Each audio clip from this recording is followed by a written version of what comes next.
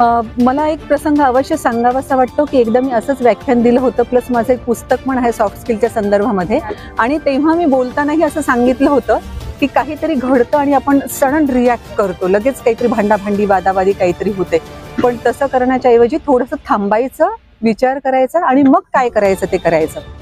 तर या संदर्भामध्ये माझा आत्ता एक मुंबईला कार्यक्रम होता, तेव्हा जिथे गेले होते तिथे एक महिला आवर्जून मला भेटण्यासाठी आल्या आणि त्यांनी सांगितलं की मी आणि माझे हस्बंड दोघेही सिनियर सिटीजन आता झालेले, पण आम्ही सोफ्यावर बसलो होतो म्हणे. हस्बंड जेव्हा उठले तेव्हा त्यांनी इतका करकचून माझ्या पायावर पाय दिला आणि साधे ते सॉरी पण नाही म्हणाले. मला इतका राग आला, मी असं त्यांना भांडून काढणार होते म्हणे.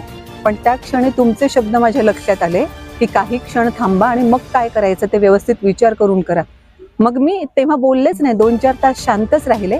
आणि जेवताना मी हस्बंडना विचारलं की तुमचा पाय माझ्या पायावर एवढा जोरात पडला आणि तुम्ही सॉरी पण नाही म्हणालात.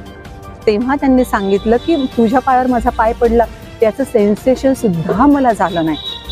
आणि मग जेव्हा लगेच मेडिकल चेकअप केलं तेव्हा त्यांना शुगर निघाली.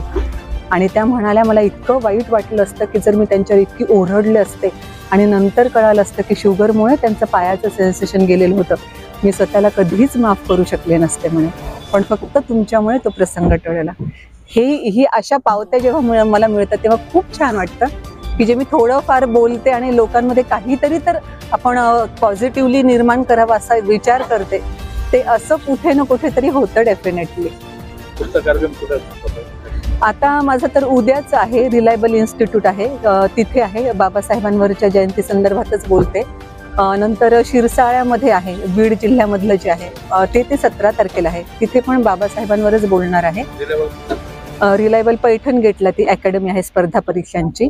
आणि कल्याण डोंबिवली महानगरपालिकेनं पण मला बोलवले 30 तारखेला डॉक्टर बाबासाहेबांवरच बोलण्यासाठी. सो मी तिथे पण जाते.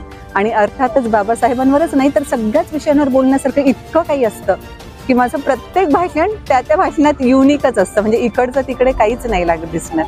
म्हणजे एकाच व्यक्तीने माझे सगळे भाषण अटेंड केले तरी सुद्धा त्याला प्रत्येक वेळेस वेगळं काहीतरी मिळत जाईल.